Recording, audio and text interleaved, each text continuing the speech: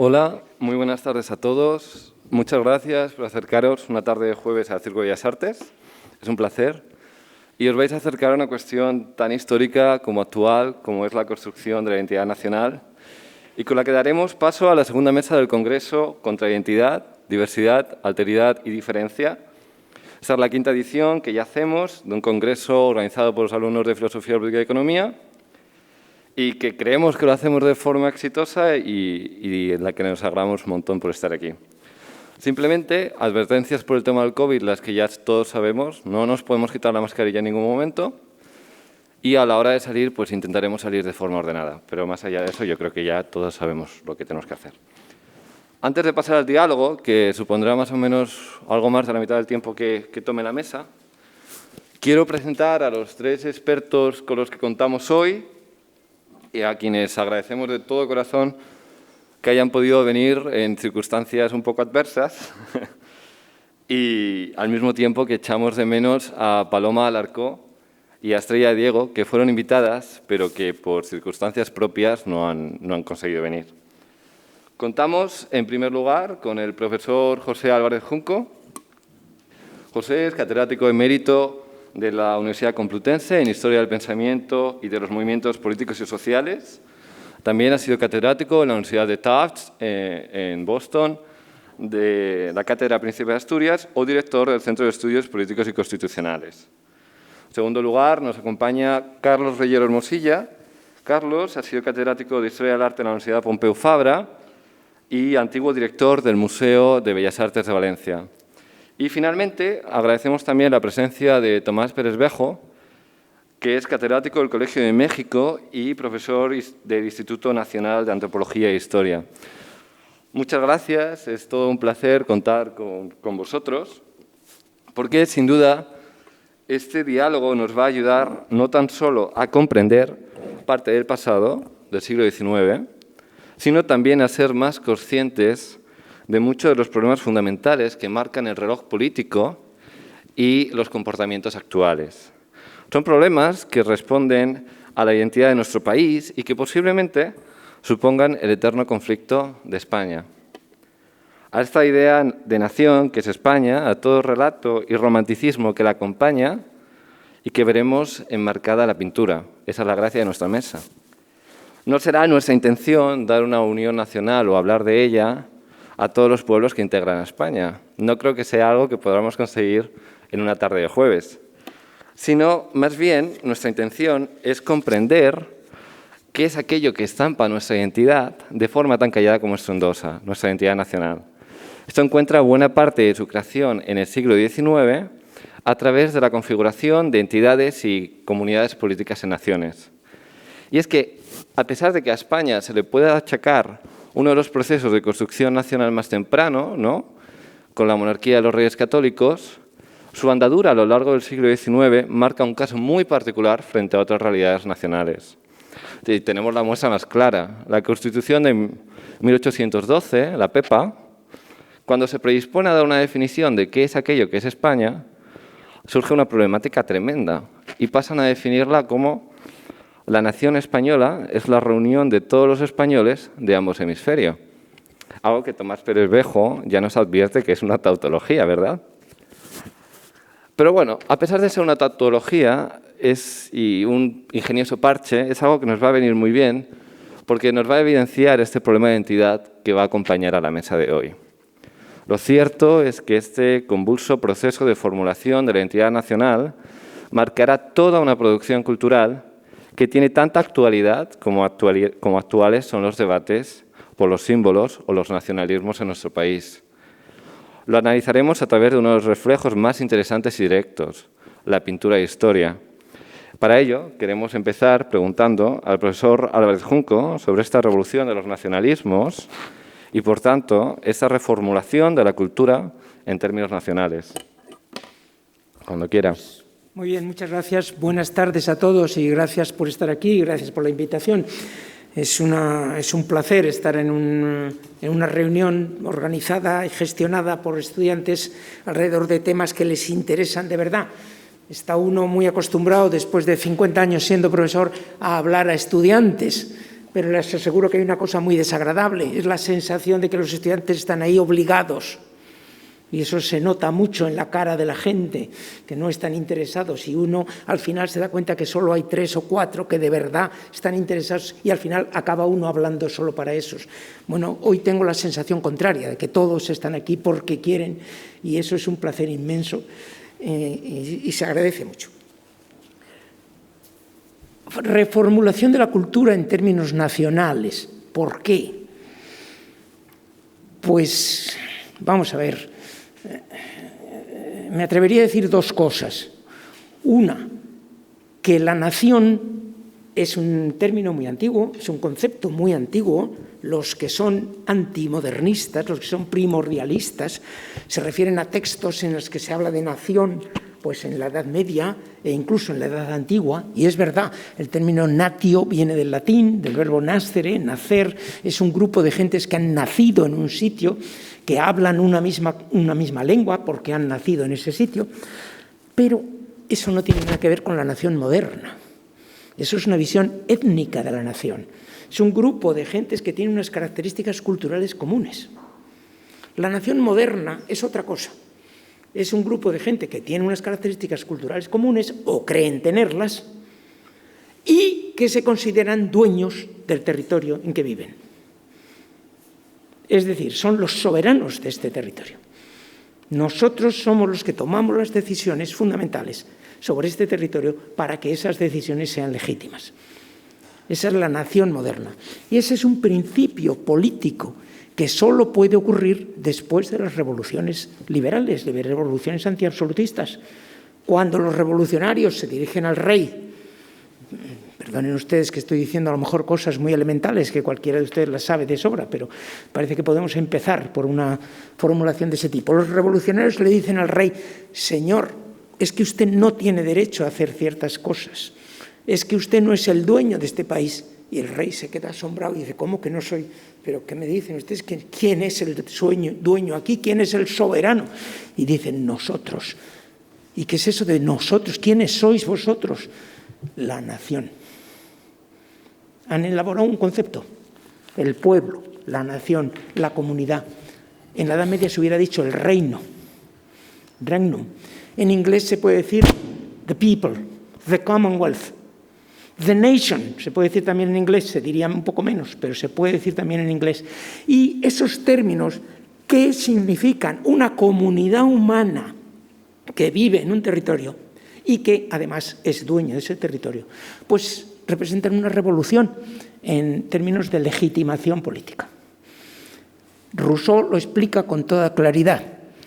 ¿Cómo puede ser, en aquellas primeras líneas famosas del contrato social, y con razón, cómo puede ser que yo tenga que obedecer órdenes y que sin embargo sea libre, que no esté encadenado?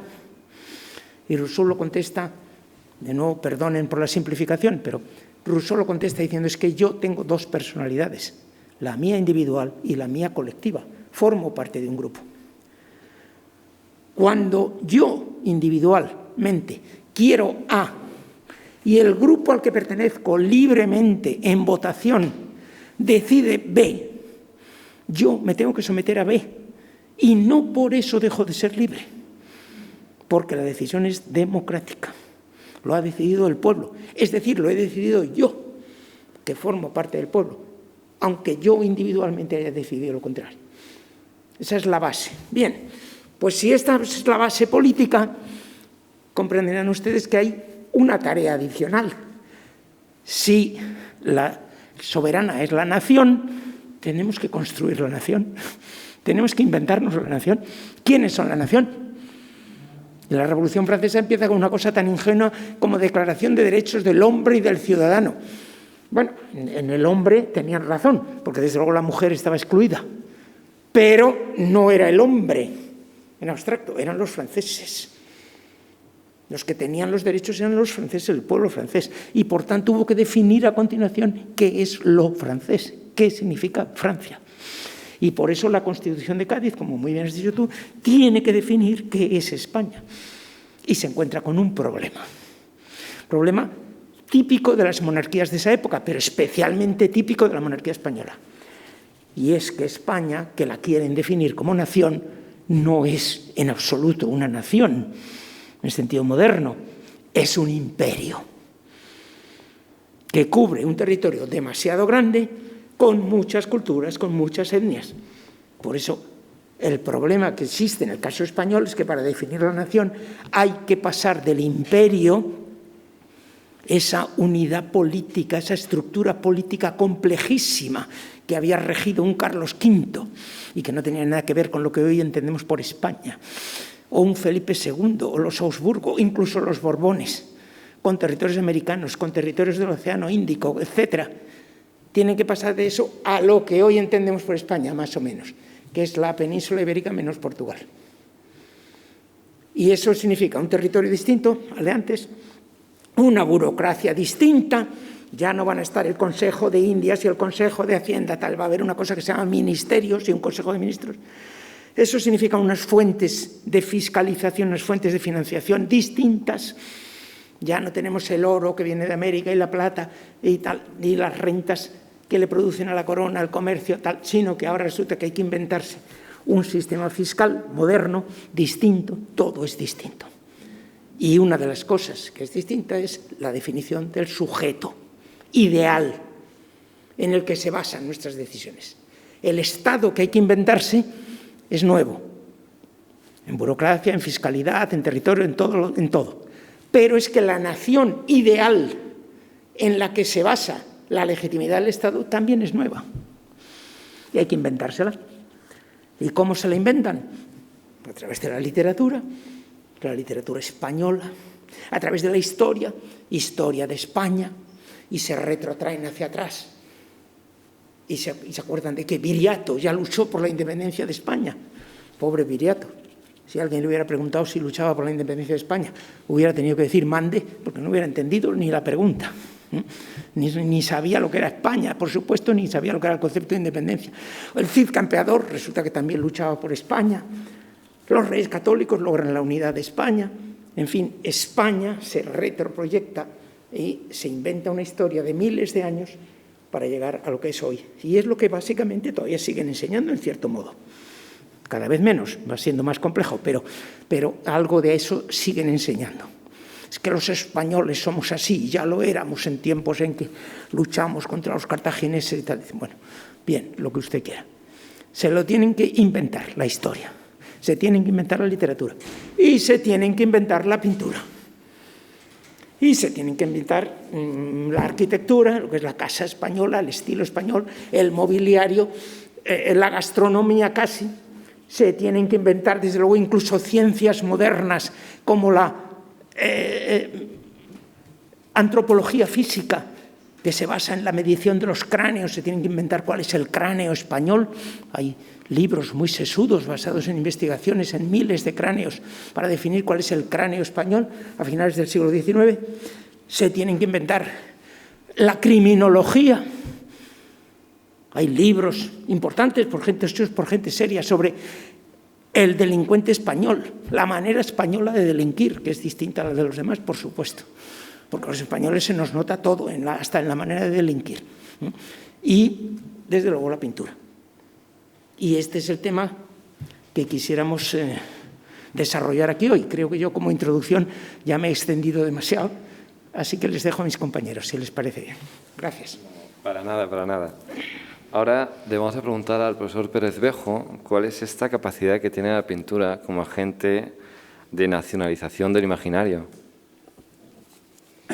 Sí, bueno, gracias y buenas tardes a todos. Yo quiero, antes de responderte a la pregunta, un poco remitirme a lo que planteaba Pepe al principio, de que la verdad es que es un gusto estar aquí, es un placer. Al principio, cuando me habían invitado a esto hace ya mucho tiempo, les había dicho que posiblemente no pudiese estar.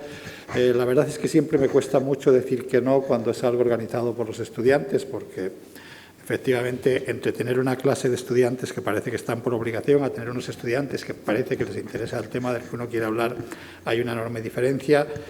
Por lo tanto, le quiero dar las gracias a los organizadores por invitarme, estoy muy contento de estar aquí. Y además les quiero agradecer, y esto ya es un asunto personal, que me hayan invitado con Pepe y con Carlos Bueno, primero porque siempre es un gusto encontrarse a los amigos, más en mi caso que iba al otro lado del Atlántico, y sobre todo porque Pepe y Carlos posiblemente, y no, yo creo que no exagero nada, hayan sido los dos historiadores españoles que más han influido en mi trabajo, en mi obra y en mis preocupaciones, por lo cual la verdad es que es una oportunidad para agradecérselo. Y voy a la pregunta que me planteabas. Hay una película de Ridley Scott, que no sé si ustedes han visto, pero que si no la han visto, véanla porque es muy interesante, que se titula Blade Runner. No la última versión de Blade Runner, sino la primera, no la continuación de Blade Runner, sino la primera, en la cual en un momento de la película, una de los mutantes, de las construcciones biológicas del laboratorio, Rachel, empieza a dudar del hecho de que ella siempre ha estado convencida de que era humana y de pronto le plantea la duda si no es también ella una de las creaciones del laboratorio. Y la duda hasta ese momento nunca se la había planteado porque lo que guardaba en una cartera era una serie de fotos de familia que le recordaban su infancia. Es decir, lo que la hacía ser humana era la colección de imágenes que guardaba en su infancia. ¿Por qué les cuento esto? Les cuento esto porque tiene que ver directamente con lo que acaba de decir Pepe hace un momento, y que es lo siguiente. ¿Qué pasa en el momento en que la legitimidad se deja de ejercer en nombre de Dios? Finalmente, todos los monarcas del antiguo régimen gobernaban en nombre de Dios, y eso es lo que cuentan los documentos, las monedas, etc. Cuando, a partir de las revoluciones liberales, pasan a hacerlo en nombre de la nación. En nombre de la nación. El problema es que la nación es una ficción de pertenencia.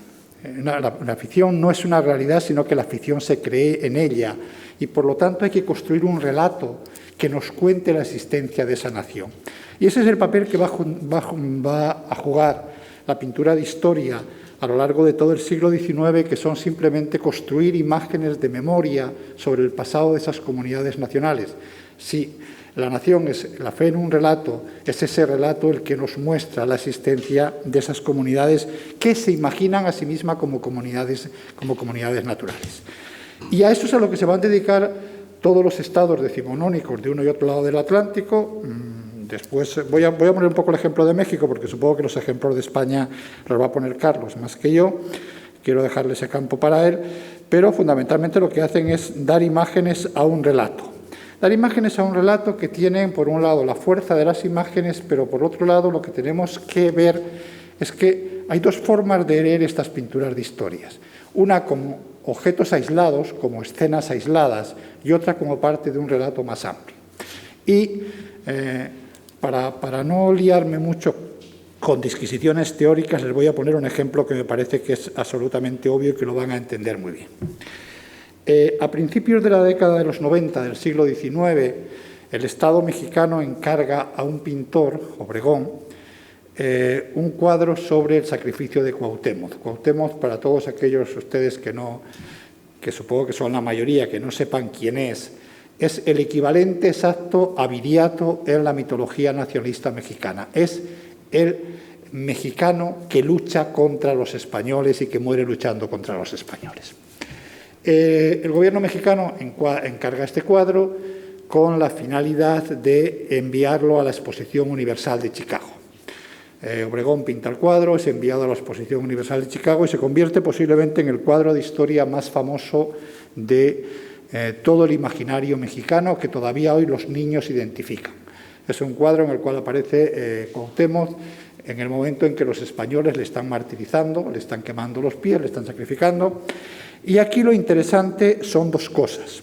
Uno, ¿qué es lo que los contemporáneos vieron en esa imagen de Cuauhtémoc? Porque una de las cosas importantes de la pintura de historia es que tenemos que intentar reconstruir qué vieron las personas del siglo XIX, no lo que vemos nosotros, porque no necesariamente es lo que vemos nosotros.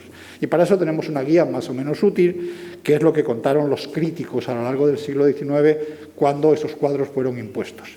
Fundamentalmente en el caso de México, lo que vieron los críticos mexicanos es no a Cuauhtémoc, sino que el que estaba siendo martirizado por los conquistadores españoles, que son una serie de individuos con una mirada torva que aparecen al fondo de la imagen, es la nación mexicana siendo torturada por los españoles. Entonces, esa es una primera lectura, que es la primera lectura de ese cuadro. Pero me interesa más el relato. Me interesa más el relato, ¿por qué? Porque los estados decimonónicos, los estados a lo largo del siglo XIX, en esa construcción de relato, propiciaron la creación de determinadas imágenes en la que importa la imagen concreta, pero el sentido que tiene esa imagen dentro del relato. Si analizamos la pintura de historia mexicana del siglo XIX, hay una cosa muy interesante, y es que prácticamente el conjunto de toda la pintura de historia mexicana del siglo XIX se reduce a 3 periodos. Época prehispánica, es decir, antes de la llegada de los españoles, la conquista y la independencia. Eso significa que toda la historia imaginada en imágenes del mundo mexicano queda reducida a un tiempo mítico intemporal, como todo tiempo mítico, que es el del mundo prehispánico, a unos pocos años de la primera década del siglo XVI y a unos pocos años de las primeras décadas del siglo XIX. El resto del mundo mexicano no existe en la pintura de historia. Es decir, hay más imágenes sobre lo ocurrido en 1520-1521 que sobre lo ocurrido en los 3 siglos del periodo virreinal anterior. Esto, ¿qué sentido tiene o qué significa? El sentido es relativamente fácil si nosotros intentamos ver estas imágenes como representación de un arquetipo de la que la nación mexicana es. Lo único que tenemos representado ahí, en esos 3 periodos, es un ciclo de nacimiento, muerte y resurrección. Es decir, una nación nacida en el tiempo mítico del mundo prehispánico, en el que México era feliz, muerta con la conquista, en esos pocos años de la conquista, y resucitada con la independencia 300 años después. Ese sería, digamos, el relato mítico que articula esa visión sobre lo que México es en la pintura de historia mexicana, que es el relato del Estado mexicano sobre qué México es, y que es el relato de los liberales, porque no se olviden de una cosa, estos relatos fueron enormemente conflictivos. Hay un relato conservador en el caso de México que está diciendo justamente lo contrario. Lo que está diciendo es México nace con la conquista, se desarrolla a lo largo del periodo virreinal y llega a la independencia porque ha llegado a la edad adulta. Pero el relato finalmente hegemónico, el relato finalmente triunfante, que es el de los liberales, lo que está contando es exactamente esto otro que tiene un sentido, ya digo, profundamente diferente en ese sentido de la muerte y la resurrección de México. Eso significa que todo lo que México es, ese relato de identidad del cual yo les hablaba al principio, se encuentra articulado en torno a lo ocurrido en esos primeros años y la forma en que es narrada. La forma en que es narrada porque es una forma, iba a decir la de tergiversación de la historia, pero no quiero utilizar la palabra tergiversación porque suena demasiado fuerte. Es una forma de leer el pasado que es arbitraria, pero con un enorme sentido lógico. Y les voy a intentar explicar esto. No es lo mismo si nosotros vemos la conquista de Tenochtitlán, la capital del imperio mexica, como un episodio lejano ocurrido en el tiempo, remoto, en el cual se enfrentaron unos grupos humanos, de un lado los mexicas y de otro lado unos pocos centenares de castellanos y unos varios millares de indios de diferentes pueblos del centro de México, con los cuales nosotros no tenemos nada que ver y cuyos motivos para esta guerra, desde luego, nos resultarían en gran parte incomprensibles, como si convertimos ese mismo episodio en el nudo de un drama histórico en el cual quien ha muerto en ese momento es la nación mexicana. Y les estoy poniendo el ejemplo de México, les podría poner, ya digo, ejemplos españoles, y si quieren después hablamos de ejemplos españoles, porque uno a veces ve esto mejor cuando lo ve en una nación que es distinta de la suya, que cuando lo ve en la suya propia. En realidad, eso que llamamos la conquista de México, ¿qué fue en esencia? Fue en esencia la desaparición de un imperio que ocupaba aproximadamente el 10% de lo que actualmente es México, es decir, no hay conquista de México, hay conquista del imperio de los aztecas asentados en el Valle de México, y una conquista en la cual fundamentalmente quien participan en ella son, insisto, unos pocos castellanos y varios miles de distintos pueblos mexicanos que parece que se conquistan a sí mismos. Pero, sin embargo, y a la pregunta que me hacías, ¿Por qué eso tiene una enorme relevancia, el uso de estas imágenes? Porque estas imágenes crean una relación emotiva. Quien está siendo martirizado en el cuadro de Cuauhtémoc no es alguien lejano, es nuestro antepasado. Es nuestro antepasado. Y quienes están martirizando son los enemigos de nosotros. Crea, por lo tanto, un sentido de pertenencia entre ellos y nosotros, entre los enemigos de nosotros. ¿Esto qué quiere decir? Pues quiere decir que, y ya acabo con esto, porque y además acabo volviendo al caso de España, ha significado que en ese proceso de construcción de un relato sobre la historia, descendientes de campesinos extremeños que nunca llegaron a ver el mar, se consideran descendientes de los conquistadores que cruzaron el Atlántico hace 4 siglos, mientras que mexicanos que no tienen en su origen biológico y sobre todo cultural nada que ver con Cuauhtémoc, lo mismo que nosotros no tenemos nada que ver con Viriato, como decía hace un momento Pepe, se consideran descendientes de Cuauhtémoc y formando parte de nosotros colectivo. Esa es la fuerza de las imágenes de esa pintura de historia. ¿Por qué? Porque la pintura de historia no tiene que ver con la historia, tiene que ver con la memoria.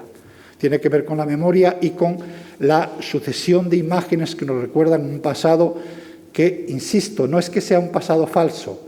Los hechos que aparecen representados en la pintura de historia son siempre, o casi siempre, hechos reales. Lo que es irreal es la forma como se articulan en un relato coherente. Y seguimos discutiendo después. Muchas gracias. Gracias a ti. Carlos, ¿qué es lo que nos tiene que decir sobre el imaginario español? Bueno, muchas gracias, David, por esta invitación, y para mí también es un placer compartir esta mesa con el profesor Álvarez de Junco y con el profesor Pérez Bejo, con los cuales me une una amistad desde hace tiempo y he aprendido mucho también con sus trabajos. No sé si se me escucha bien o no, porque con la mascarilla. El historiador del arte, que en este caso me cumple a mí tener ese papel, siempre ha vivido un poquito independiente de los discursos políticos e históricos, ¿no? Creo que eso conviene decirlo porque supongo que en este auditorio pienso que no habrá muchos historiadores del arte, o que la historia del arte sea ese último capítulo de la cultura después de todos los discursos económicos, sociales, etcétera, ¿no? Y digamos que en mi trayectoria académica siempre he puesto un empeño en establecer un diálogo precisamente con los discursos históricos y con los discursos políticos, no tanto como un determinismo, porque creo que las obras de arte tienen su propia independencia, como las tiene la literatura, es decir, que la literatura no es un producto automático de un pensamiento político o histórico, el cuadro tampoco lo es, pero evidentemente su explicación solo se puede realizar a través de un contexto más amplio, ¿no?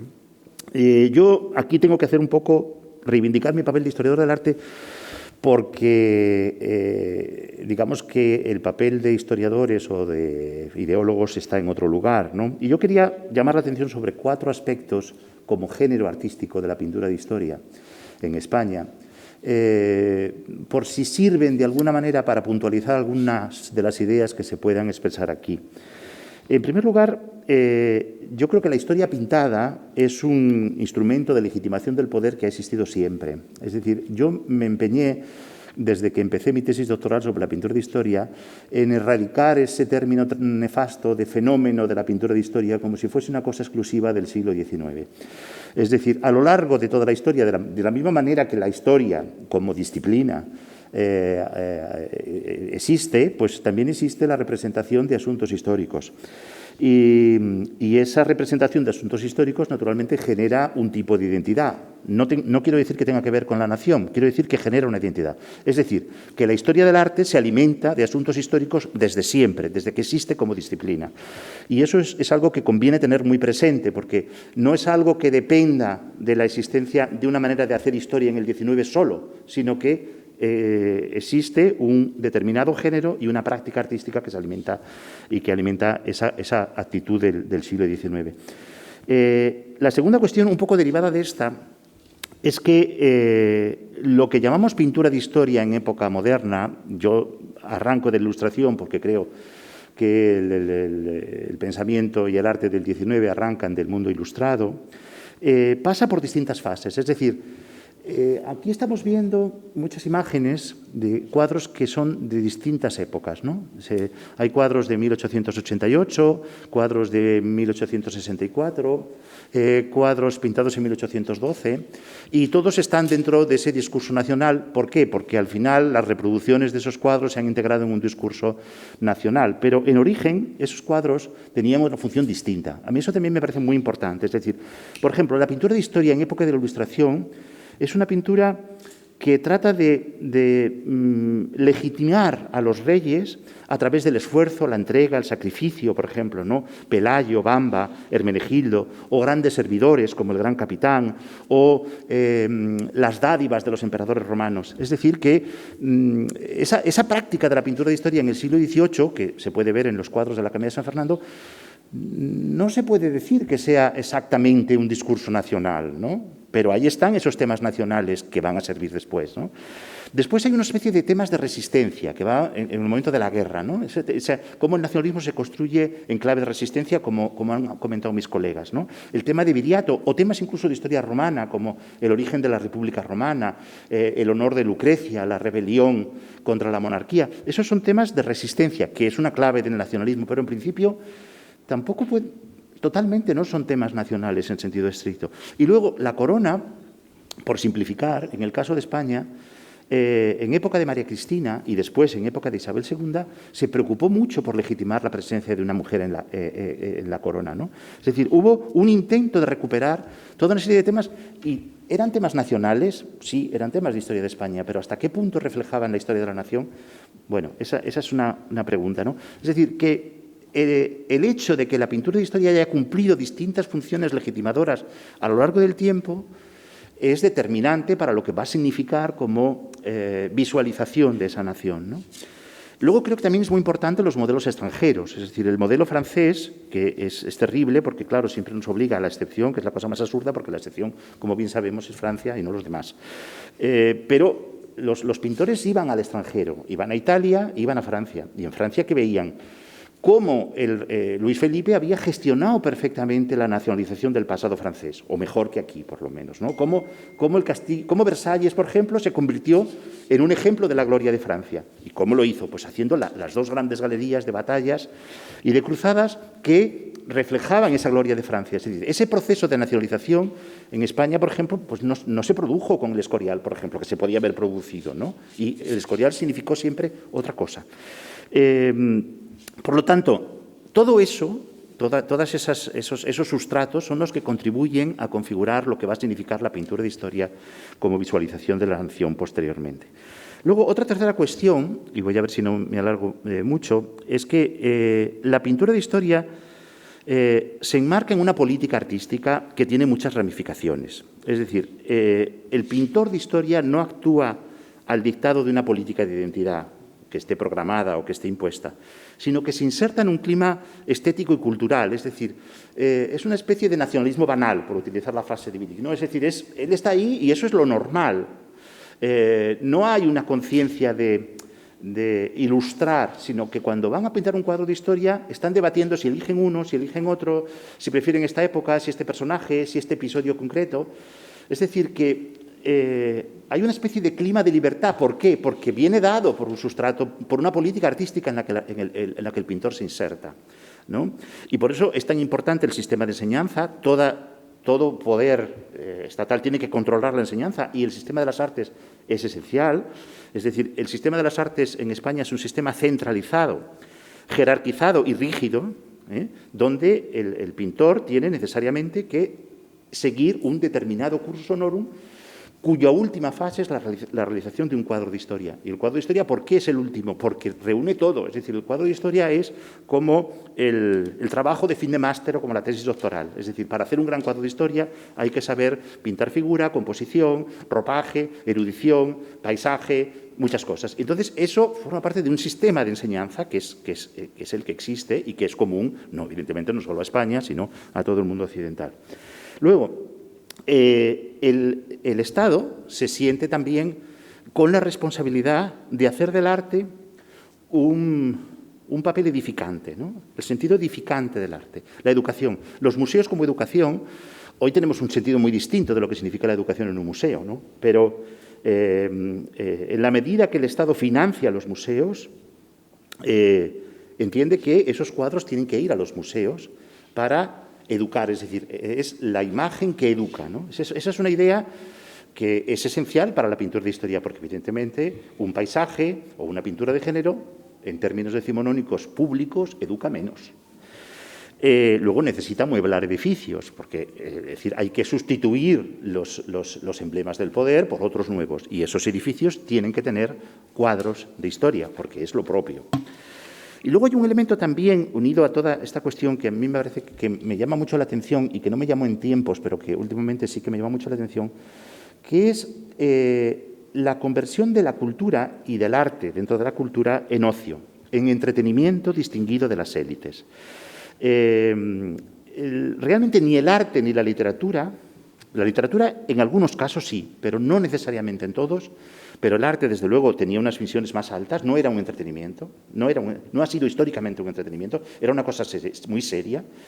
Y sin embargo en el XIX el arte y el artista está al mismo nivel que el teatro. Es decir, cuando uno ve las revistas de la época, los grandes artistas están al mismo nivel que los grandes actores y las grandes actrices. Son personajes populares.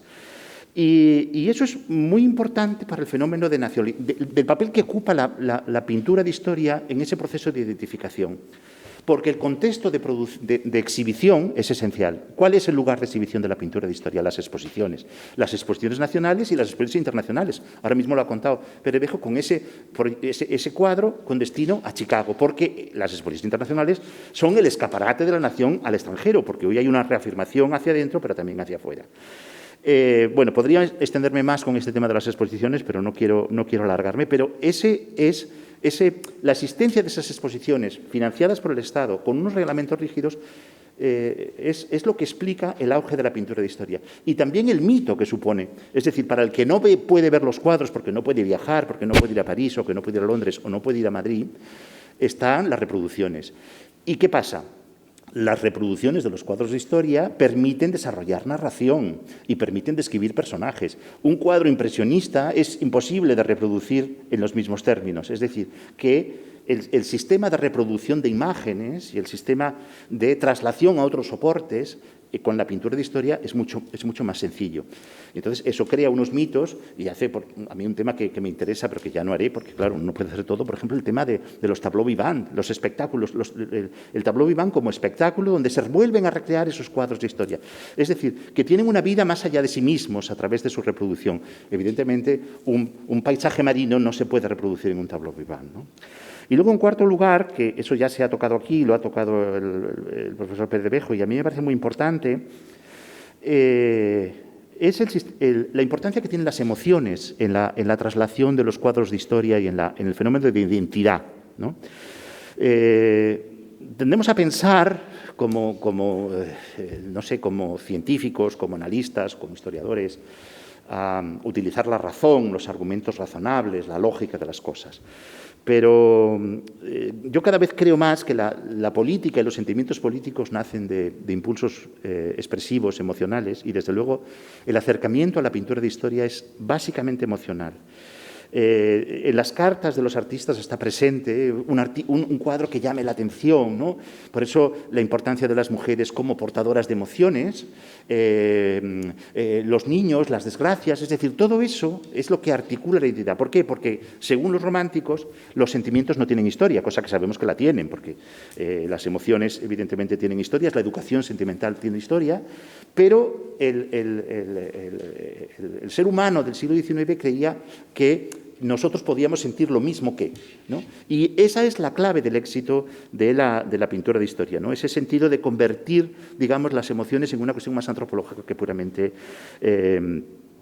histórica. Bueno, nada más, me he alargado mucho, pero bueno, supongo que he lanzado suficientes ideas para poder hablar más adelante.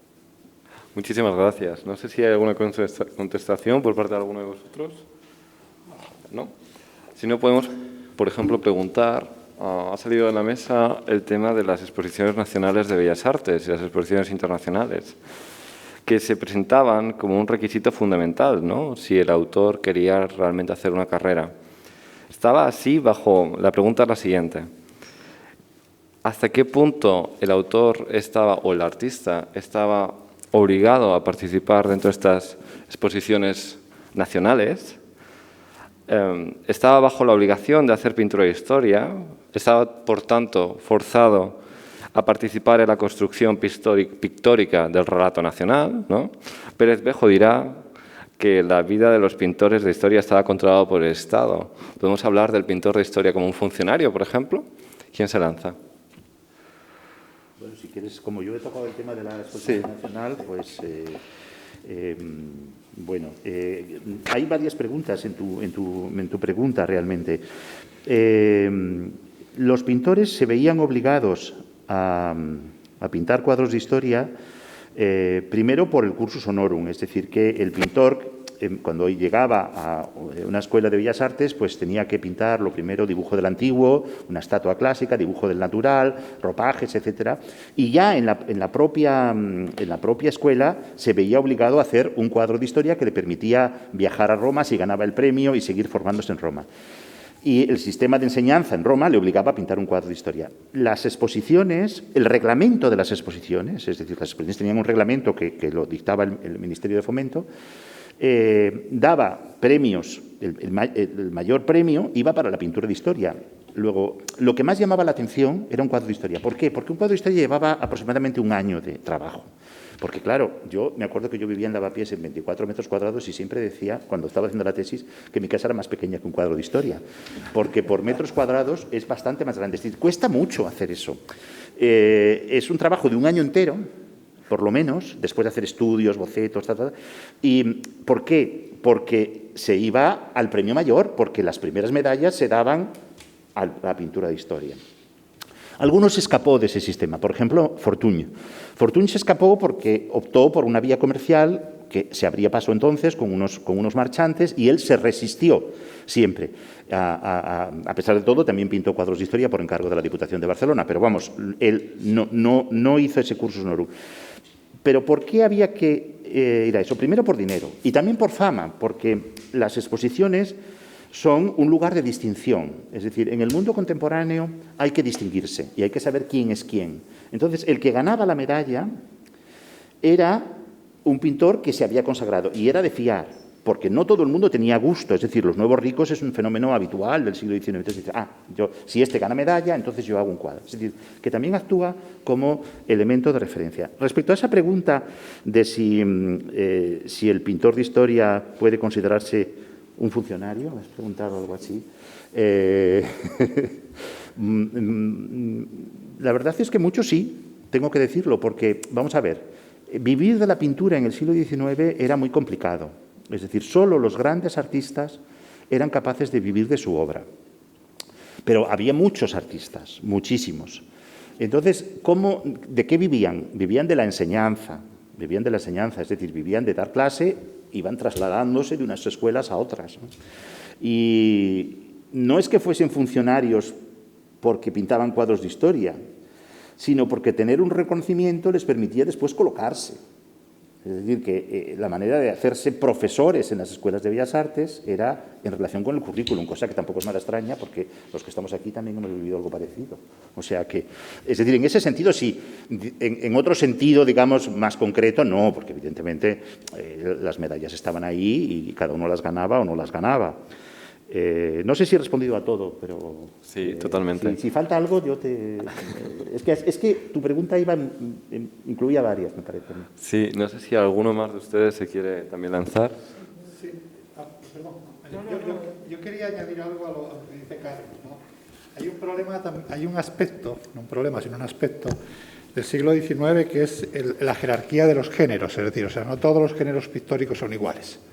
De hecho, todavía nosotros de alguna manera lo conservamos cuando hablamos de género en este momento, entendemos básicamente paisaje, retrato y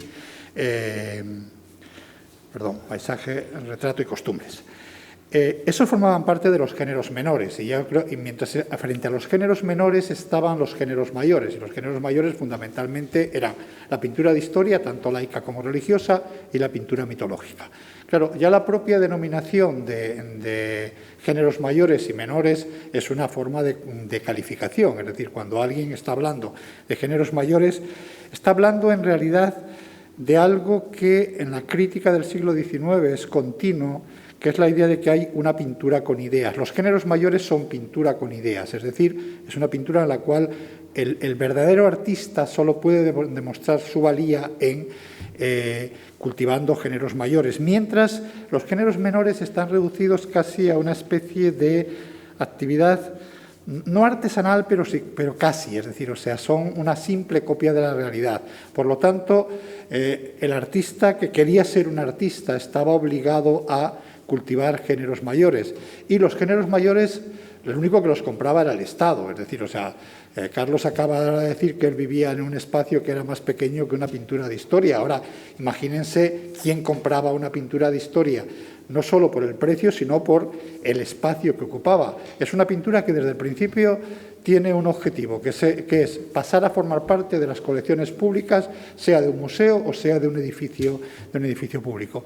Y ahí hay un aspecto que yo creo que sí que me gustaría resaltar, que tiene que ver con el elemento de sacralización que tiene el que una pintura pase a formar parte de una colección pública en un museo. Es decir, no es lo mismo ver una pintura en el salón de una casa que ver una pintura en las colecciones del Museo Nacional, en el cual pasa a estar rodeada de un aura que le convierte en algo radicalmente distinto, y eso tiene un poco que ver con la pregunta que me hacías al principio de cuál es la capacidad de impresión de estas imágenes. Estas imágenes impresionan porque no impresionan solo en el momento en que son expuestas en la Exposición Nacional de Bellas Artes, impresionan porque posteriormente, cuando se ven en el contexto de un museo, y yo les aseguro a ustedes una cosa: si ustedes van al Museo del Prado y ven una pintura de pequeño tamaño para que podamos llevarla a casa, no sé, el autorretrato de Durero, no es lo mismo el autorretrato de Durero visto en la sala del Museo del Prado que el autorretrato de Durero visto en el salón de nuestra casa mientras estamos comiendo. Es decir, o sea, el sentido del cuadro cambia radicalmente. Y la pintura de historia se veía siempre en ese contexto de una pintura solemne. Sí, yo quisiera subrayar este aspecto oficial que tiene la pintura de la historia en el caso español. Los cuadros de historia, de pintura histórica, o bien vienen de exposiciones nacionales, han recibido premios, o bien son encargados o comprados por el Congreso, por el Senado, por diputaciones provinciales, etc. Piensen ustedes que hay países, lo que hoy llamamos países, estados-nación, como Italia o como Alemania, que se pasan 2/3 largos del siglo XIX sin existir como estados. Italia o Alemania se forman como estados en 1870. ¿Y qué pasa? ¿Que antes no se han ido construyendo una identidad nacional? Claro que sí, se ha ido construyendo. A veces por la pintura y a veces por otros medios. En el caso italiano, pues por literatura, sobre todo, en fin. ¿Y quién financia eso si no hay un Estado? Pues lo financia una burguesía potente que compra esos productos, porque tiene un proyecto político que es construir un Estado. En el caso español no existe tanto ese mercado. Es más, el propio Estado el que lo financia. Decía Charles Tilly que había dos clases de nacionalismos: state-led and state-seeking nationalisms. Hay nacionalismos estatales, state-led, dirigidos por el Estado. El Estado tiene que construir la nación y financia las actividades culturales que sirven para construir la nación, o las fomenta de la manera que sea. Hay otros que no tienen Estado y quieren construirlo. En el caso español, el nacionalismo catalán, que naturalmente se construye también, pero no se construye por el Estado, porque es un nacionalismo en busca de Estado. Es un nacionalismo preestatal, que quiere ser estatal, que quiere construir Estado. Su objetivo es construir un Estado independiente, naturalmente, o lo más autónomo posible, pero el objetivo último es independiente, siempre para un verdadero nacionalista. Y entonces eso solamente se consigue si se tiene una base social que puede ser en este caso una burguesía fuerte, que tiene ese proyecto político y por tanto fomenta esas actividades culturales. Si les parece, vamos a hablar del relato español propiamente. Me gustaría preguntar cuáles son estos elementos del imaginario español que construyen esta nación española y cómo esto se refleja en la pintura de la historia. ¿Qué términos utilizaron? Es que yo, como siempre la pregunta, como cuando uno habla otro idioma, me falta el sujeto. El relato español, la narrativa española, el imaginario español. El relato, eso es lo que no había entendido. No sé quién quiere comenzar. No sé, es que dejarme en segundo lugar. Me parece que no tiene una originalidad especial la pintura. La pintura relata básicamente lo mismo que hace la literatura, lo mismo que hace la historia. Es decir, dibuja a un español que es valiente, primero, guerrero, con sentido del honor, religioso, que nunca está cometiendo un acto de traición, una fechoría, tal.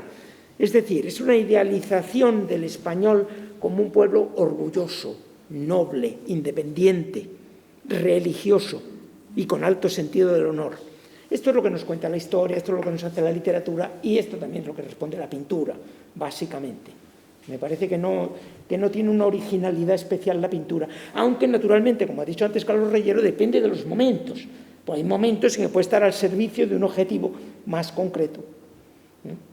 Subrayar la independencia y subrayar la imagen de Viriato o de Don Pelayo en 1808, 1814, pues claro, tiene una función especial. Está diciendo lo que estamos haciendo ahora contra Napoleón es lo que los españoles han hecho siempre, etc. En otros momentos no hará falta subrayar eso tanto. La pregunta exactamente cómo la has formulado. Es que yo iba a responder en otra línea. La pregunta yo creo que es muy amplia, entonces sí. Acepta muchas acepciones. ¿Cómo el relato español se construye? ¿No? ¿Cuál es esa particularidad del relato español frente a otros relatos nacionales? ¿Y esto cómo lo mostramos en la pintura? Ya. Es que yo lo que iba a decir es que realmente el relato español es que se parece mucho a los relatos de otros países. Es decir, esa cosa del orgullo es que también lo tienen otros. Es decir, yo eso lo vi muy claro y Tomás lo puede ver muy claro como la pintura de historia en México. Cuando uno pone en paralelo la pintura de historia que se hace en México con la pintura de historia que se hace en España sobre temas americanos, es lo mismo invertido en muchos casos, ¿no? Entonces, claro, el relato, mi respuesta inmediata cuando has dicho eso es que era lo mismo. Un poco en la misma línea que ha dicho Pepe, es decir, que es lo mismo. Lo que pasa es que, bueno, luego sí que hay matices, ¿no? Hay algunas cosas muy españolas. Has puesto lo de Bailén antes que estaba ahí, ¿no? El gesto ese, la chulería española, por ejemplo, ¿no? Que es una cosa, o la chulería madrileña, porque yo aprendí en Barcelona que la chulería era madrileña y no catalana. Pero bueno, eso es un aprendizaje que tuve in situ. Pero en Madrid nos hemos creído que la chulería es española, ¿no? Y eso viene de esa cosa de, yo voy sobrado. Esa cosa, en español, por ejemplo, es un poco peculiar. Ese relato en concreto es un poquito peculiar. El senequismo a veces también es una cosa un poquito peculiar. El victimismo, que viene del cristianismo, claro, que es una educación sentimental que viene del mundo cristiano, quizás es más frecuente que en otros lugares, pero yo creo que el relato es muy común con lo que dicen los libros y con lo que se hace en otros lugares. Es la versión, pero básicamente es lo mismo. Pienso yo, no sé si Tomás... Se me ocurre, si me dejas una pequeñísima cosa, un matiz. El español idealizado tiende a presentarse como víctima y no como triunfador. Es decir, en el lado imperial no tiene mucha construcción literaria ni pictórica en España. El español resistió contra los cartagineses cuando vinieron, contra los griegos, contra los romanos, no digamos contra los musulmanes. El español es un pueblo agredido. Tenemos una geografía tan rica, tan maravillosa. Nuestros ríos son los más caudalosos del mundo, nuestras montañas las más altas, nuestras mujeres las más hermosas, tal que suscitamos la envidia del vecino. Entonces vienen a invadirnos y nosotros con todo derecho nos defendemos. Esa es la historia de España. Entonces ahí no entra el que los españoles fueron a México a conquistar México. Eso se deja para un segundo plano. Es más, hay relatos, ahora incidiendo en lo que acaba de decir Carlos Reyero, con toda razón, que los relatos se parecen. El español ofreciendo, desnudo, ignorante, pobre, ofreciendo, pero generoso siempre, ofreciendo una cesta de frutas a los malvados cartagineses que venían a invadirle, es exactamente lo mismo que el indio mexicano ofreciendo un cesto de frutas, o el indio del Caribe, a los malvados españoles que venían ahí a quedarse con las frutas y con todo lo demás. Es exactamente el mismo, pero a uno nunca le gusta la imagen del malvado que viene a quedarse con todo. No, uno es el bondadoso, desnudo, pobre, que ofrece un cesto de frutas. Esa es la imagen típica en España. Y España, habiendo sido o queriendo identificarse con, porque yo creo que es una cosa sustancialmente distinta, pero bueno, queriendo identificarse con una monarquía imperial de los siglos XVI a XVIII, resulta que, sin embargo, el imperio no desempeña un papel muy importante. Perdón. Sí, yo quería un poco añadir algunas cuestiones. Cuando hablamos del relato de nación española, yo creo que habría que distinguir, por un lado, las características de los españoles que aparecen en ese relato y que son fundamentalmente el carácter católico, el carácter caballeresco, esa especie casi como de sombra alargada de la rendición de Breda, que toda rendición con un participante español tiene que ser. El español tiene que ser caballeroso y generoso hacia el vencido. Pero a mí me parece que hay otra cosa que la pintura de historia hace, que es el construir el relato de la nación como una especie de heroína romántica, es decir, una especie de heroína romántica atravesando los siglos, que es ella la que sufre y padece al margen de lo que le haya pasado a sus individuos concretos. Eso que, voy a poner aquí otro ejemplo mexicano, pero permítanme, tiene que ver con mi vida en México. La historia más famosa del siglo XIX mexicano tiene un título que me parece espléndido, que se titula México a través de los siglos. Y yo creo que resume perfectamente esa idea de una nación mexicana que atraviesa los siglos siempre fiel a sí misma, al margen de los individuos que la formen, que la constituyan en cada momento concreto. En esa especie de macrorelato genérico, en el caso de cómo se forma la nación española, yo coincido con Pepe y con Carlos en que en ese relato lo que tenemos es algo muy común a los relatos de otras muchas naciones. Y yo hablaba hace un momento de ese relato de nacimiento, muerte y resurrección que es muy común a otras naciones y que tiene una obvia matriz cristiana. Finalmente, esos son los misterios gozosos y dolorosos y gloriosos del rosario cristiano, no son otra cosa. Yo en algún momento de mis investigaciones me dediqué a contar cuál era la tasa de correlación entre los temas de la pintura de historia y la duración histórica real, es decir, o sea, cuáles cuadros de historia, qué periodos históricos estaban más representados en la historia de España. Y me encontré con algo que, por otro lado, era bastante evidente. Estaban representados sobrerepresentados el reinado de los reyes católicos, era un momento absolutamente representado. Estaban representados los dos siglos, sobrerepresentados también los dos siglos de los Austrias, por motivos distintos, si quieren eso después vuelvo sobre ello en un momento determinado. Estaba absolutamente subrepresentado el siglo XVIII y estaba sobrerepresentado el siglo XIX, fundamentalmente la guerra contra los franceses, la llamada guerra de independencia contra los franceses. Entonces, claro, ahí cabe claramente, y eso viendo en el resto de los textos, no solo en la pintura de historia, hay claramente un relato de nacimiento, muerte y resurrección, es decir, una nación nacida con los reyes católicos, eso que todavía hoy se sigue repitiendo continuamente. España nace con los reyes católicos, es decir, es un discurso que tenemos ahí, que de alguna forma con los reyes católicos habría nacido y habría logrado a su momento de máxima gloria y esplendor, pero ahí estaba el asunto de los Austrias y sobre eso quiero volver, que había muerto en el siglo XVIII. El siglo XVIII no existe para la pintura de historia, decimonónica española, y que habría resucitado con la guerra de independencia contra los franceses. Eso sería, digamos, el relato a grandes rasgos de lo que era España. Lo que ocurre es que, claro, este relato tiene muchas matizaciones y me voy a referir a algunas que son importantes. Primero, hay una España antes de España, por llamarlo de alguna forma. Esta España antes de España es esa España en la que están los romanos, los españoles que lucharon contra Roma, también son España, Viriato. Están los visigodos, que son los primeros forjadores de la unidad nacional.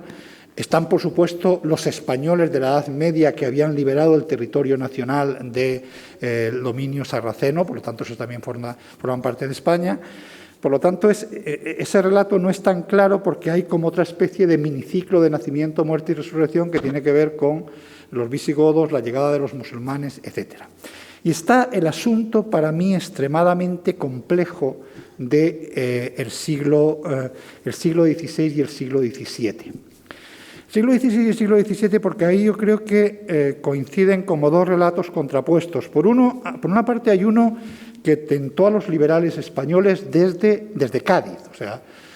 Y ese relato, ¿cuál era? Que la nación había muerto en Villalar. Recuerden que uno de los cuadros de historia más célebres, posiblemente, de la pintura de historia española del siglo XIX y de mayor éxito a lo largo del siglo XIX, es el ajusticiamiento de los comuneros en Villalar de Gisbert.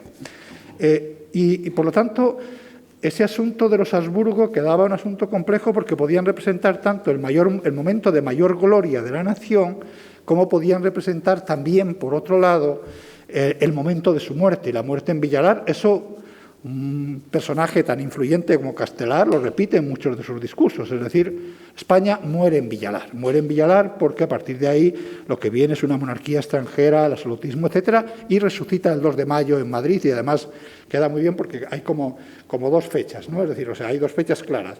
Se muere en 1520 y se resucita en 1808.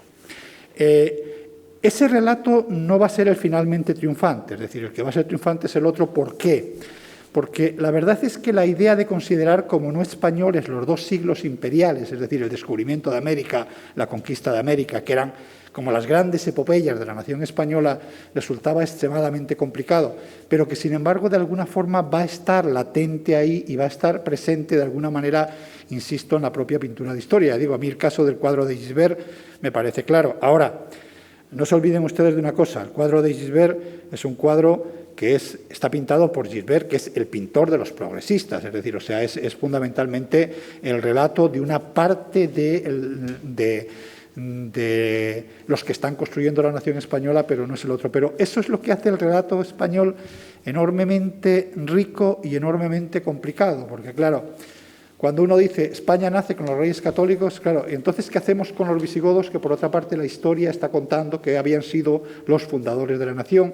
¿Y qué hacemos con la Reconquista? ¿Y qué hacemos con los emperadores españoles de Roma? Y los españoles, como pueden suponer, lo pongo entre comillas. Es decir, todo eso genera un problema difícil de entender y que tenemos que tener en cuenta, y por eso me interesaba esta, y me he extendido ya un poco demasiado, no quería extenderme más, pero me ha interesado mucho hablar de esto porque no olvidemos que la construcción de la nación no es monolítica, es decir, hay proyectos de nación distintos en distintos grupos políticos ideológicos y claramente hay una diferencia entre la España que están imaginando los progresistas y la España que están imaginando los grupos liberales moderados, es decir, hay una especie de desfase que en el caso de la pintura de historia se ve muy claramente en el caso de Gisbert y en el caso de Casado del Arizal. Y de eso Carlos puede hablar mucho más que yo. Es una cosa sorprendente, porque en el fondo el pintor de los progresistas es pictóricamente mucho menos progresista que el pintor de los conservadores. Es decir, es un asunto de los conservadores, entre comillas, pero tampoco son los conservadores, no, serían los moderados. Entonces, serían un poco las contradicciones que yo veo en este relato, y que acaban culminando. Yo creo que, de todas formas, si no hemos hablado aquí de ello, me parece que el eje fundamental de todo esto es cuando, ya en la segunda mitad del siglo XIX, La Fuente publica su Historia General de España, porque ese sí que es el relato canónico de lo que es la historia de España para los españoles del siglo XIX, pero que es un relato relativamente tardío, es decir, es un relato que se escribe ya entrado el último cuarto del siglo XIX. Muy bien, no sé si hay alguna contestación, por ejemplo, Carlos. Entrar a reflexionar un poquito más sobre el tema de la pintura de los temas del 18 y 19. Lo que ha dicho Tomás es absolutamente cierto. Lo que pasa es que yo quería hacer una reflexión. En la pintura de historia de las exposiciones nacionales apenas hay cuadros del siglo XVIII, pero hay muchos en el propio siglo XVIII, en la Academia de San Fernando, ¿no? En relación con Carlos III, con Godoy, por ejemplo. Yo creo que el problema del siglo XVIII es algo que a nosotros hoy nos parece una cosa inusitada, y es la relación temporal con el pasado. Para nosotros todo lo que está en el XVIII-XIX es tan remoto como lo que ocurre en el siglo XV o en el siglo XIII. Pero para las personas del siglo XIX no es remoto. El XVIII está muy cerca, y no digamos la Guerra de la Independencia. Es decir, hay esa relación temporal con el pasado es muy diferente. Es muy curioso, por ejemplo, la cantidad de cuadros de Casacón, es decir, cuadros ambientados en el siglo XVIII que hay en la pintura de género, añorando una especie de época prerevolucionaria, ¿no? Es una cosa que se pone de moda en Francia. Qué bien vivían nuestros abuelos antes de la Revolución Francesa, ¿no? Se lo pasaban fenomenal, estaban muy bien. Y en España eso está en el mismo, es decir, que ahí hay otro elemento, quizá no nacional, pero sí identitario, que hace que el siglo XVIII esté muy presente. Y luego, desde luego, la Guerra de la Independencia no tuvo ese sentido histórico hasta finales de siglo. Los cuadros de Goya no se veían, no estaban expuestos, no se podían ver en el Prado. Es decir, uno de mis primeros trabajos sobre los sitios de Zaragoza fue cómo las imágenes grabadas eran imágenes de combate, pero después cuadros sobre los sitios realmente no había muchos. Y no hay tantos cuadros de la Guerra de la Independencia realmente hasta la segunda mitad del siglo, es decir, es como si eso estuviese demasiado cerca, ¿no? A mí me costaba ver esa relación temporal, porque desde hoy a nosotros podemos estudiar hasta la historia del futuro, porque es decir, que ya todo es historia, pero para un señor o una señora de 1860 Agustina Zaragoza vivía todavía, es decir, estaba ahí, no era Guzmán el Bueno, y eso le daba una dimensión diferente. Es un poco por precisar esa observación que tú has hecho. Sí. Un par de cositas. En relación con esas dos visiones de la historia que se reflejan en la pintura, pero se reflejan también en otras producciones artísticas e intelectuales del siglo XIX, la liberal y la conservadora, y que están representadas pues, por el cuadro de Gisbert sobre los comuneros, que no hay que olvidarlo, no le dieron el premio en la Exposición Nacional y hubo un enorme escándalo porque no se le había dado. Y se hizo una suscripción popular y se le regaló una medalla de oro por suscripción popular, y el Congreso acabó comprando el cuadro para reparar el entuerto de que no le habían dado el premio. O sea que había bastante polémica sobre este tipo. En relación con esto, se me ocurre contarles a ustedes una pequeña anécdota personal como niño que fue a las escuelas en tiempos del franquismo. Cuando se hablaba de los comuneros, fíjense que la historia en tiempos de Franco era clarísima. Siempre los buenos y los malos estaban muy claros. No había la más mínima duda. Pues cuando se hablaba de los comuneros, no.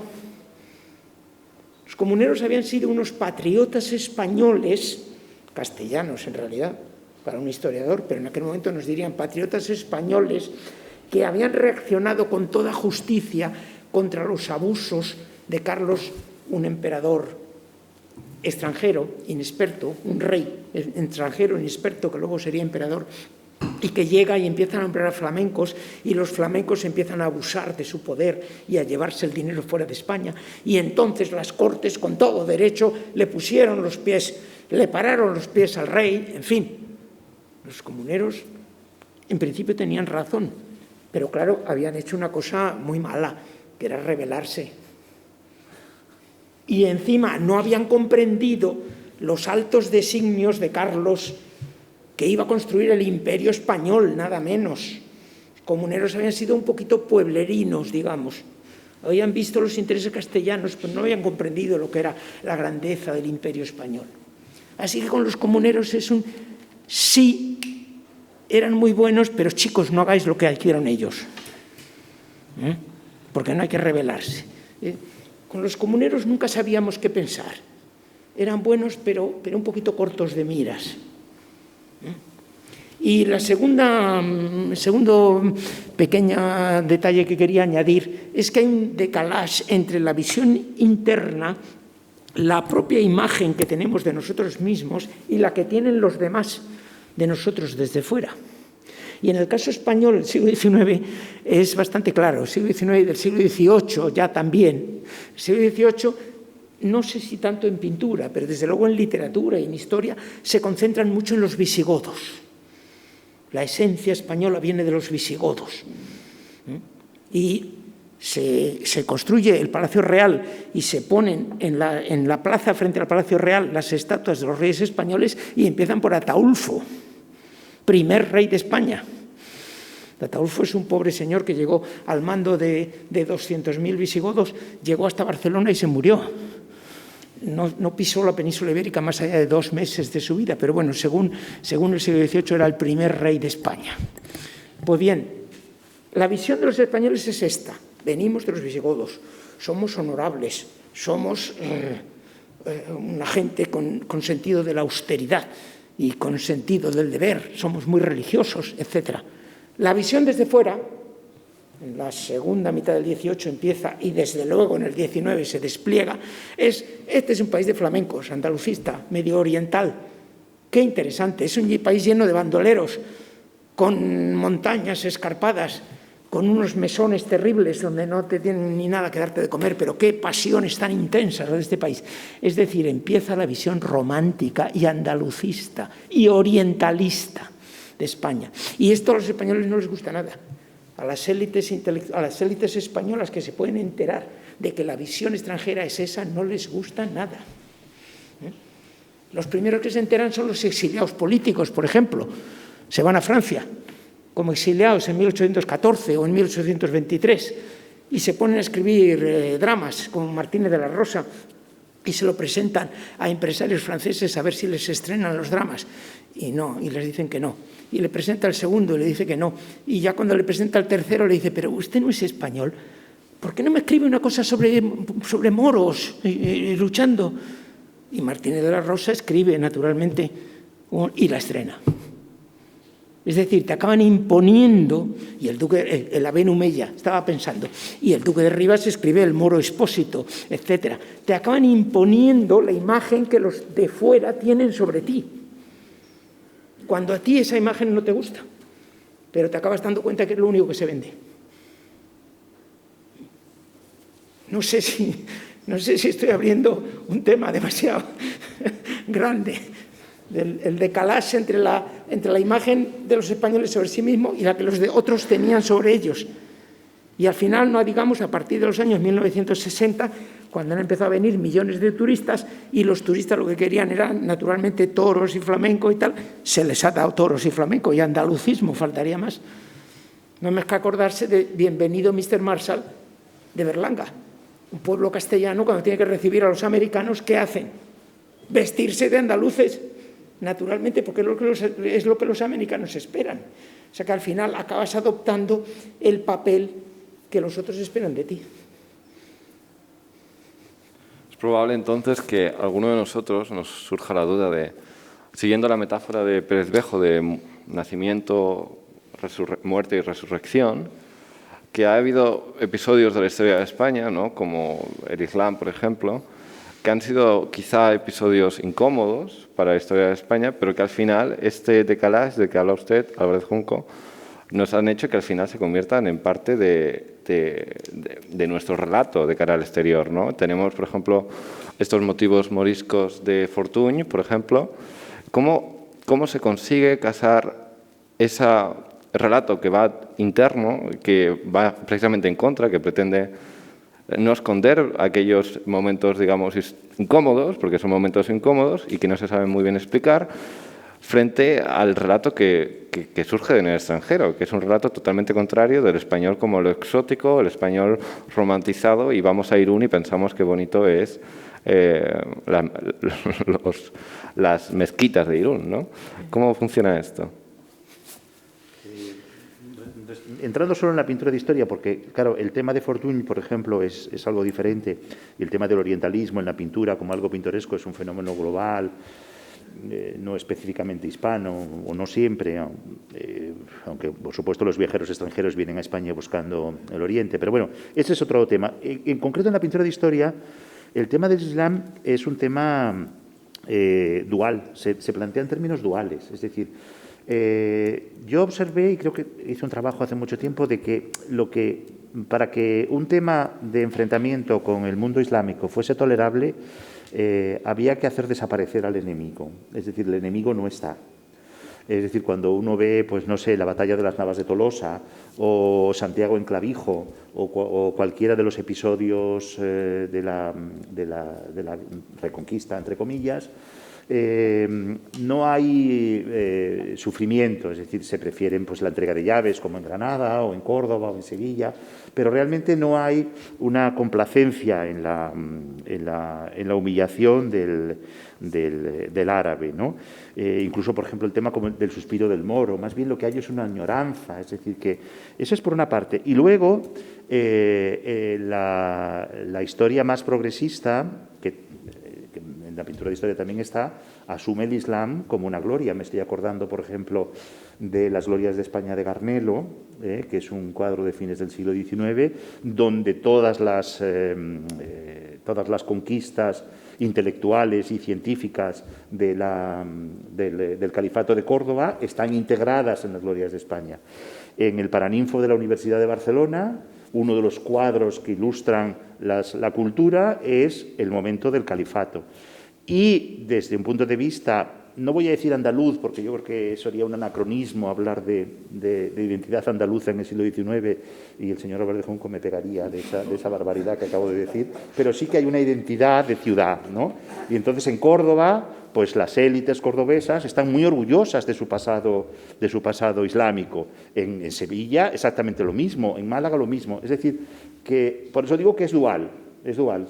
Eso es la pintura de historia, o sea que hay un acercamiento ahí, claro. Y lo mismo pasa con el mundo judío también, Hay muchos cuadros el más famoso es el de Emilio Sala, de la expulsión de los judíos, pero hay más, donde realmente se presenta la visión de la expulsión de los judíos por parte de Fernando el Católico como un error histórico, por parte de una historiografía más liberal.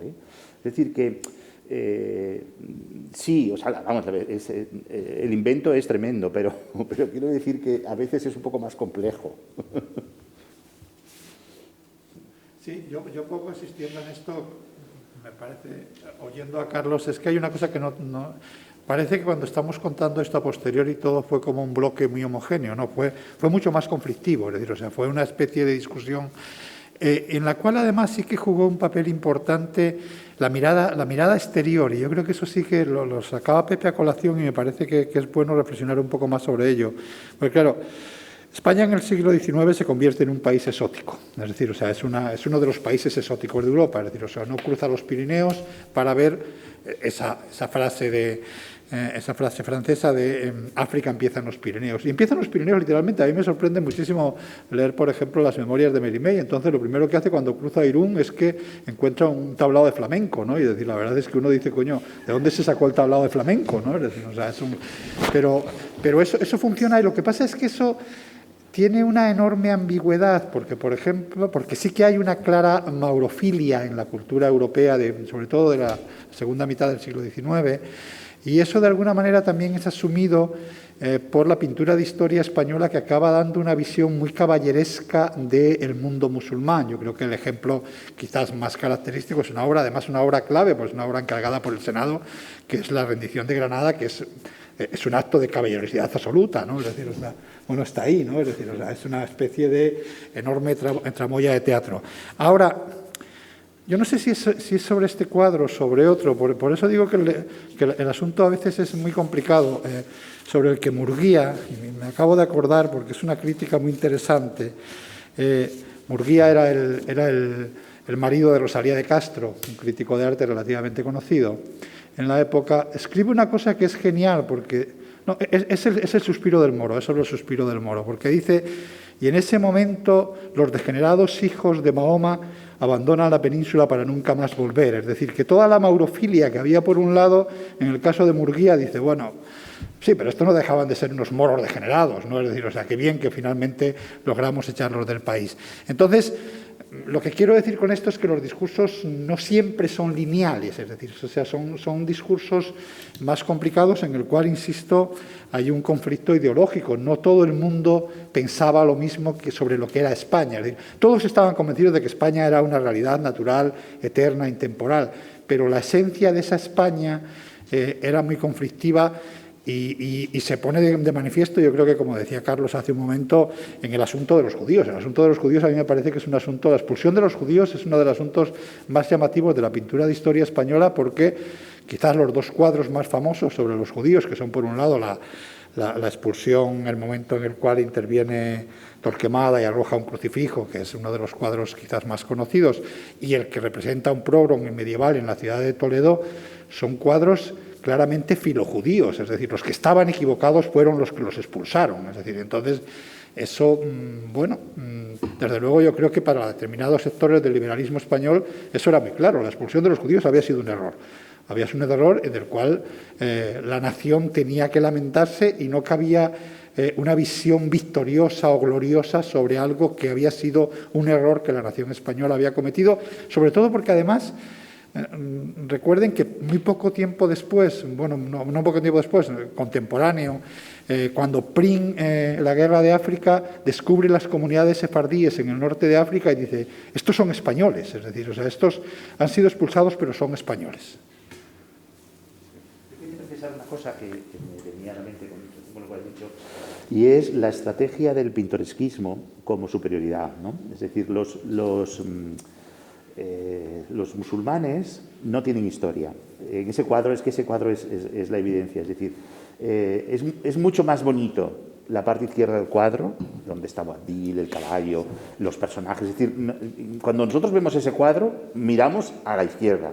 La reina católica es una reina de baraja, embarada, que no tiene ningún interés, incluso en la propia época lo dijeron, pero tienen historia. Es decir, historia significa, tienen un objetivo, van hacia un lugar, ¿no? Entonces son civilización, porque tener historia significa encerrar una civilización. Los otros son incivilizados, pero son pintorescos. Y el pintoresquismo en el siglo XIX es una estrategia de superioridad. Es decir, se va a ver lo raro porque eso es inferior. Es decir, uno viaja a los lugares inferiores a ver lo que está fuera de la historia, porque son siempre así. Y eso es una cosa que pasa en México con los viajeros, en América constantemente, con los tipos humanos. Es decir, yo soy un moderno civilizado de las grandes capitales europeas y ellos no. Pero luego resultan muy atractivos, pero están desactivados porque no tienen futuro. Ahí no, los que tienen la razón son los de la derecha, pero son mucho más atractivos. Es como los moros y cristianos de Alcoy. Es interesante disfrazarse de moro, no se va a disfrazar uno de cristiano, que es mucho más aburrido, Cualquier viajero romántico de 1840, 1850 viene a España y dice qué intensidad de pasiones, qué riesgos hemos corrido ayer por esa carretera que estábamos a punto de caernos por un abismo todo el rato, qué fonda a la que llegamos por la noche, donde llevaban allí una olla que lleva cociendo desde el siglo XIII, qué maravilla de país y tal. Y a los 10 días se vuelve a París, porque donde se vive cómodamente es en París, naturalmente. Esto es muy bonito para venir a verlo, pero yo me marcho. Claro. Muy bueno. Realmente, y ya uniendo, y a ver si podemos lograr tener como 10 o 15 minutillos de sobra para, si hay alguna pregunta por parte del público, sacar por la sala un micrófono. Quiero ya, para culminar relativamente con esta charla, que es tremendamente interesante, ya que hemos estado hablando de cómo el extranjero realmente define en cierto modo esta identidad española, quiero poner un cuadro, el cuadro de Gisbert, del fusilamiento de Torrijos. El Museo del Prado hizo una exposición y realmente afirmó que era un cuadro para una nación. El propio Museo del Prado afirmó que si tuviéramos que elegir un cuadro para definir la nación española, sería este cuadro.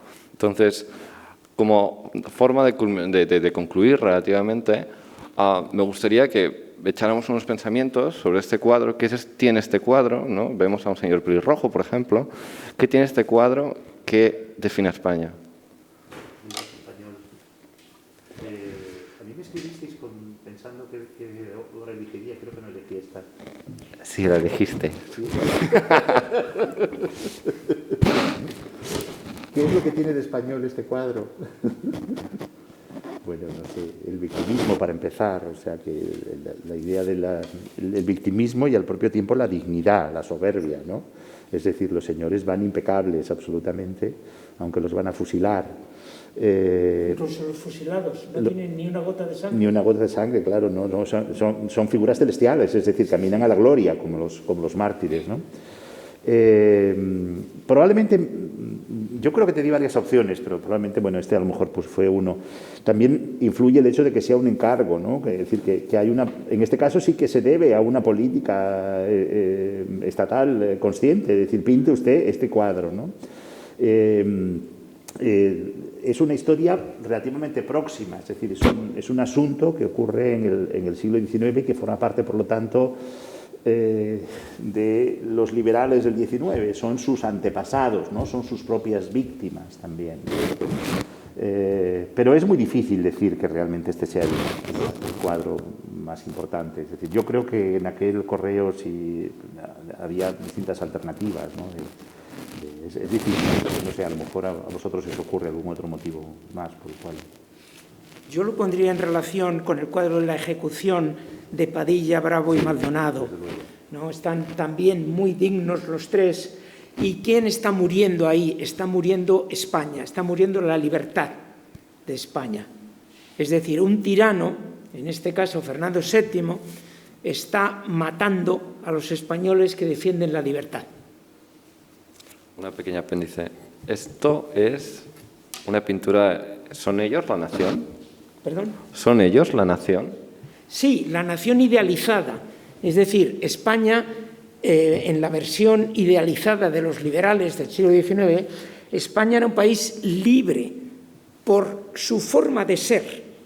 Los españoles tienden a la libertad y cuando no se han visto sometidos por una influencia extranjera, han sido libres. Por ejemplo, en la Edad Media.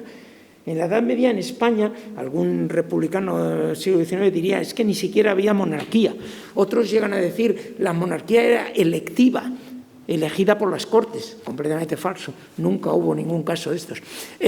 Otros dirían al rey le sometían a un juramento en Aragón que decía nos, que valemos tanto como vos, y todos juntos más que vos, os juramos como rey si respetáis nuestros fueros y libertades, y si no, non. Eso demuestra que es que los reyes estaban sometidos. Falso completamente, no hay ni un solo caso de rey aragonés que jurara eso nunca. Es un invento del liberalismo del siglo XIX. Entonces es la idea de que España era un país liberal. Llegó un monarca extranjero, Carlos V, que no lo entendió y que además necesitaba dinero en ese momento para convertirse en emperador, etc. Y se le subleva al reino de Castilla y los somete por la fuerza y los ejecuta. Con lo cual instaura en España el absolutismo, que es un invento extranjero, impropio de los españoles. Y por eso ahora, en 1808, que la nación está renaciendo, como tú has dicho, vamos a hacer una constitución que es la de Cádiz. Y yo, Argüelles, que vengo aquí a presentaros este texto de la Comisión Constitucional, os digo, no hay nada nuevo en este texto. Estamos puesto sobre papel las viejas instituciones españolas de la Edad Media, pero aquí no hay nada nuevo. Y están haciendo una revolución de tomo y lomo política, pero dicen que no están haciendo nada nuevo, están volviendo a su verdadero ser. Y ese verdadero ser, la España liberal, está siendo ejecutado ahí, o en la ejecución de los comuneros. Sí, yo quería, también volviendo sobre este cuadro, hay una cosa que, claro, es que me ha venido a la mente, recuerdos de la crítica. Este cuadro es un remake, en el sentido siguiente. El hecho fundacional de la nación, digamos, está en la guerra de la independencia y en la lucha contra los franceses. Y hay un cuadro fundamental que es los fusilamientos de la Moncloa de Goya. Y los fusilamientos de la Moncloa de Goya, no, como he dicho antes, era un cuadro demasiado agresivo como para ser visto. Pero ya a fines del siglo XIX era el cuadro. Era el cuadro es el 3 de mayo de Goya. Pero los señores eran muy feos. Y los burgueses no les gusta verse en ese descamisado de blanco y esa cosa sucia allí en un replén, eso es muy feo. Entonces hay que ponerlo bonito. Y la idea del remake es que es una cosa que es una estrategia narrativa del arte contemporáneo, del cine y todo. Es decir, una película nos gusta, pero mejor si la volvemos a repetir como nos gustaría que fuera. Y este cuadro realmente es el fusilamiento de la Moncloa, pero los señores van bien vestidos y se corresponden con la dignidad que tienen como políticos. Pero realmente, incluso eso se dice en la época, esto no me lo estoy inventando yo ahora mismo, no se me ha ocurrido, lo dicen los críticos de la época, dice, ha superado a Goya, porque, claro, ha cambiado completamente de perspectiva, ¿no? el punto de vista. Es decir, el pelotón de fusilamiento está detrás y ellos están elevados. Es decir, todo el conflicto que tiene el cuadro de Goya, porque el cuadro de Goya es conflictivo, por eso es polisémico, porque puede ser visto desde distintos nacionalismos, aquí, como toda pintura de historia, tiene que tener una lectura única, que es la lectura política de ese momento. Y creo que eso también es importante, porque es ver ese momento en una historia que para el 19 era relativamente próxima, ¿no? Porque creo que eso importa también. Sí, yo solo quería añadir a todo lo que han dicho un aspecto que me parece muy importante. Yo creo que es uno de los cuadros más emotivos de la pintura de historia española del siglo XIX, es decir, o sea, ese cuadro, bueno, pues el poema ese que empieza dedicado a él de helos aquí frente al mar de España, honra del libre, etcétera, etcétera. Pero no debemos de olvidar que es un homenaje de los liberales a sí mismos, es un homenaje de los liberales a sí mismos, aquellos que no han pactado, es decir, aquellos que murieron por sus ideas, porque finalmente no nos olvidemos que el proceso del liberalismo en España es muy complicado, porque es continuamente una especie de reacomodo, de negociación con la corona, con la monarquía, y estos son además los liberales de la época de la Restauración, es decir, o sea, son los liberales que han pactado con el gobierno, con lo cual este cuadro tiene mucho también de reivindicación de la parte más noble de los liberales, aquellos que fueron capaces de dar su vida, que es lo que los liberales que en ese momento estaban llegando a la alternancia en la Restauración no habían hecho. Y yo creo que ese componente de homenaje de los liberales a sí mismos me parece que juega un papel importante en esta imagen del pasado, que es finalmente la imagen del pasado, una imagen absolutamente ficticia en el sentido de que, bueno, los liberales habían perdido, es decir, estos liberales eran los que habían intentado volver después de la restauración absolutista de Fernando VII y habían acabado fusilados en las playas de Málaga, ¿no? No había habido nada más detrás de eso, pero ese componente de reivindicación de su pasado juega un papel importante en la España de la restauración. No sé si alguno de ustedes quiere aportar algo más. Si no, podemos pasar, no sé, Ana, si podemos traer un micrófono o algo y alguno de vosotros tenéis alguna pregunta que hacer, alguien del público. ¿Sí? Pues vamos recogiendo y recolectando preguntas y las podemos aprovechar en estos últimos 15 minutos. Ahí había una. Vale. Pues yo tenía una pregunta para Carlos Reyero Hermosilla. Me ha gustado mucho su exposición desde la historia del arte. Y yo me preguntaba qué diferencias existen, por volver al siglo XIX, entre las formas de exposición de la pintura de historia en el XIX y de la pintura naturalista o impresionista, que insiste en representar sus propias formas de vida, es decir, las formas sociales de la vida moderna. Estoy pensando, por ejemplo, en los acuchilladores de parqué de Caillebotte o en las planchadoras de Degas, puesto que estamos ya a finales del siglo XIX, pero entiendo que esas obras también tendrían un lugar de exhibición. Quería preguntar que eso, cómo conviven y qué diferentes formas de exposición, porque hoy, por ejemplo, comparten espacio en el Museo d'Orsay. Bueno, es que claro, la situación de París es muy diferente a la situación de Madrid. Porque, claro, en Madrid el comercio del arte y las exposiciones tienen un desarrollo anterior. En el caso de Madrid, las exposiciones nacionales conviven todo tipo de pinturas, o sea, quiere decir que las exposiciones admiten todos los géneros. Y las exposiciones nacionales de Bellas Artes desde el año 56, uno ve los cuadros de historia. Además, los cuadros estaban todos amontonados en varias filas, en fin, era un espacio bastante pequeño y allí estaban todo tipo de géneros artísticos, es decir, que no había un lugar distinto. Luego, otros espacios expositivos que había en Madrid, sí, están las tiendas, es decir, se expone en un escaparate. De eso hay testimonios visuales, hay algunos testimonios visuales y, por supuesto, cuando uno ve la prensa, dice, en la casa de fulano, generalmente sitio donde venden objetos de pintura, pues se pone en el escaparate y uno ve el escaparate y generalmente el cuadro del escaparate no es un cuadro de historia, es otro cuadro. Luego estaban también la galería, por ejemplo, la Platería Martínez, el antiguo edificio de la Platería Martínez, enfrente del Museo del Prado, están las exposiciones de Bosch.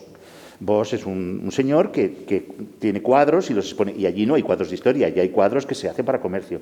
Las exposiciones del señor Hernández, por ejemplo, pues también. Luego ya a principios del siglo XX, pues por ejemplo, las casas regionales, en el año 6, con el escándalo de pues la casa regional de no sé qué sitio que no le han expuesto al pintor, pues lo expone.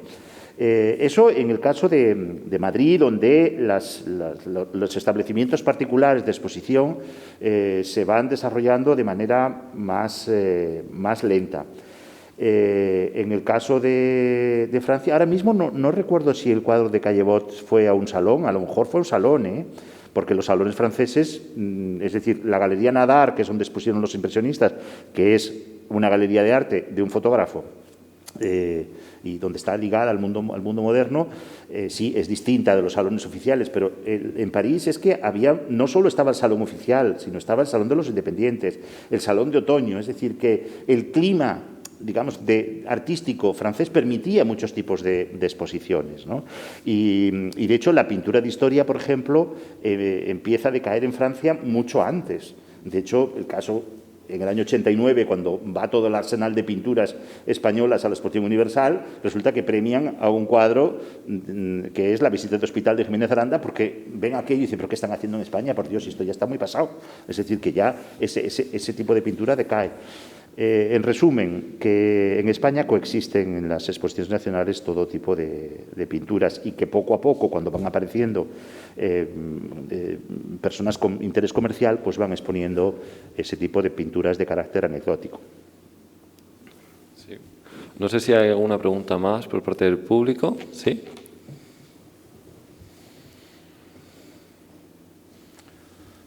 Sí, en plan, presentar así un poco en general a todo el panel, que según la pregunta de que habéis presentado como este cuadro, así como el cuadro más representativo de toda España, estoy pensando como en toda la discusión que llevamos durante toda la conferencia de el nacimiento y la resurrección de España, que me llevaba a la mente atrás a cuando se habla de la Reconquista, del Califato y todo este periodo español, siempre queda como esa España bastarda, relegada como la España trovadoresca del Santiago, de toda esta España que no se quedó tan adherida como a la cultura del Califato y por la influencia del Islam. Y, por ejemplo, hoy en día, desde la experiencia personal gallega, por así decirlo, a lo mejor la identidad que queda como relegada al norte se ve mucho más afectada pues a los movimientos un poco de los mártires de la posguerra que quedaron fusilados igual que nuestros fusilamientos, y no tanto a esa España como más histórica de Godoy o de Esquilache.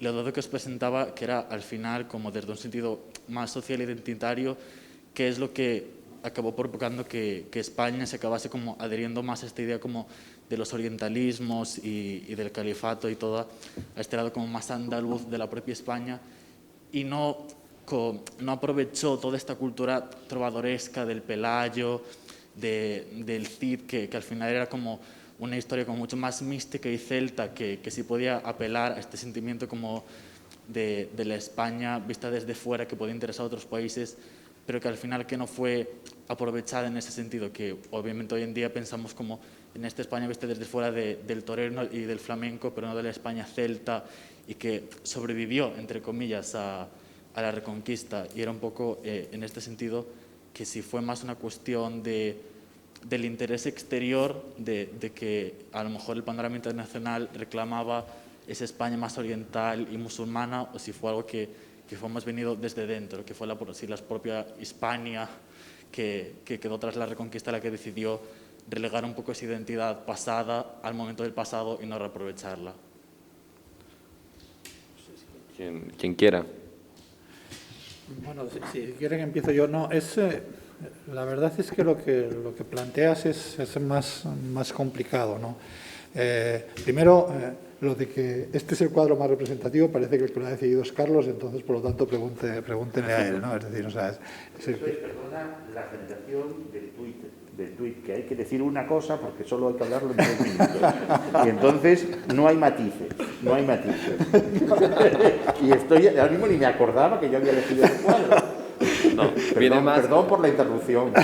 Seguido por el Museo del Prado, más que Carlos. Bueno, no se lo achaquemos todo a Carlos. En todo caso, sí existe otra España. Es decir, o sea, y además es que depende también de los momentos históricos en que estemos viendo, ¿no? Es decir, Don Pelayo en Covadonga es una de las primeras medallas de las exposiciones nacionales, es decir, o sea, es la España, justamente esa España de la Reconquista. Volviendo a lo que yo decía en un momento, claro, si nosotros vemos la batalla de Covadonga como un simple episodio bélico entre individuos que no tienen nada que ver con nosotros, es una historia. Si lo vemos como el inicio de la Reconquista y de la restauración de España, pues es otra, ¿no? Y entonces hay esos cuadros. Estaba pensando, a medida que estabas hablando, los cuadros, por ejemplo, que encarga el Senado y el Senado y el Congreso, porque sí que es muy interesante, porque ahí sí que hay un encargo oficial, ahí es el Senado y el Congreso que dicen queremos estas pinturas. Claro, el Congreso encarga, por ejemplo, el cuadro de Gisbert de unas cortes medievales, ¿no? Es decir, o sea, es esa España, digamos, fundamental. Estoy pensando en el caso de los del Senado, pues está episodios aparentemente tan extraños, pero que el Estado, o el Senado en este caso, debió de considerar central, como la entrada de los almogávares en Constantinopla, es decir, o sea, ese cuadro en el cual entran las tropas de Ruller de Laura en Constantinopla. Claro, fundamentalmente ahí lo que tenemos es una visión, en este caso sí una visión imperial, o sea, en el caso de una visión imperial, porque finalmente los almogávares entrando en Constantinopla son los mismos que Hernán Cortés entrando en México, o que Pizarro entrando en Cuzco, es decir, o sea, es esa España imperial. Otro de los cuadros del Senado, es que ahora se me están yendo, sí, la batalla de Lepanto, ¿no? Es decir, o sea, otro episodio imperial, es decir, otro episodio de victoria de las tropas. Entonces, yo creo que hemos hecho mucho hincapié en ese componente de maurofilia, pero no olvidemos que, por ejemplo, en el caso de la España medieval, fundamentalmente lo que hay son temas relacionados con la historia de Castilla, es decir, con la historia de Castilla y de la Reconquista, entendida en el sentido más patriótico posible. Entonces, sí que hay toda esa serie de elementos.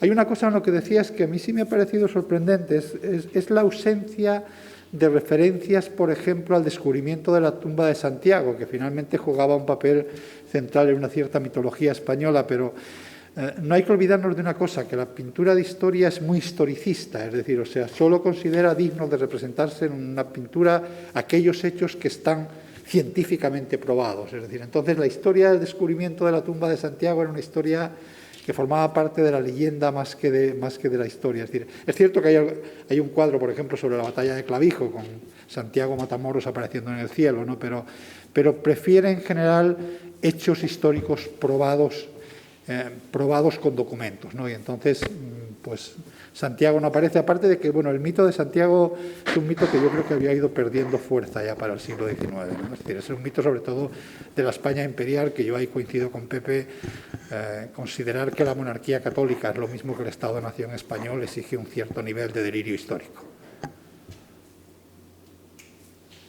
Sí, no sé si hay alguna respuesta más.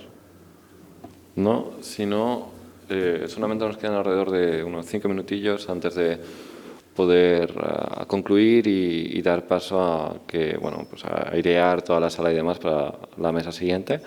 Así que si no hay ninguna pregunta más por parte del público, quiero agradecer tremendamente tanto a Carlos Reyero como a José Álvarez Junco como a Tomás Pérez Lejo que hayan podido estar con nosotros hoy. Realmente ha sido una conversación muy interesante. Estoy seguro que nos dejaremos cosas en el tintero y que queríamos abarcar muchísimo con este tema, pero el diálogo ha sido la mar de fructífero, así que os agradecemos muchísimo el que hayáis podido venir, tanto desde los alumnos de Filosofía, Política y Economía, que os tenemos un montón de aprecio, como desde todos los que estamos esta tarde aquí. Muchísimas gracias.